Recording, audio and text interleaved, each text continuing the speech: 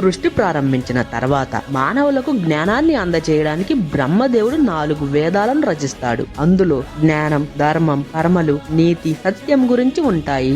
రాక్షసుడు సాధారణ మానవులకు జ్ఞానం అందచేయకూడదని భావించి ఆ 4 వేదాలను దొంగిలించి సముద్రం అడుగున దాక్కుంటాడు. మనువు అనే సృష్టిలోని మొదటి మానవుడికి శ్రీహరి దశావతారాలలో మొదటి అవతారమైన మత్స్య అవతారంలో ప్రత్యక్షమయ్యాడు. ఆ చేప ఆ రాజు చూస్తుండగానే పెరుగుతూ సముద్రాన్నే నింపేసేంత పెద్దదైంది. అప్పుడు శ్రీ మహావిష్ణువు నిజ రూపంలో మనువుతో ఇలా అంటాడు: రాజా, మహాప్రళయం రాబోతోంది. భూమి అంతా నీటితో నిండిపోతుంది. నువ్వు ఒక పెద్ద నౌకలో ఋషులు, జంతువులు, విత్తనాలు, ఔషధాలు, జీవరాశులను ఆ నౌకలో సముద్రం మధ్యలోకి చేరండి అని చెప్పాడు. శ్రీ మహావిష్ణు మత్స్య అవతారంలో రాక్షసుడిని సంహరించి ఆ 4 వేదాలను తిరిగి బ్రహ్మదేవుడికి ఇచ్చి లోకానికి జ్ఞానాన్ని పునరుద్ధరించారు. బ్రహ్మ నుండి ఉద్భవించిన 4 వేదాలే ఋగ్వేదం, యజుర్వేదం, సామవేదం, అథర్వణ వేదం.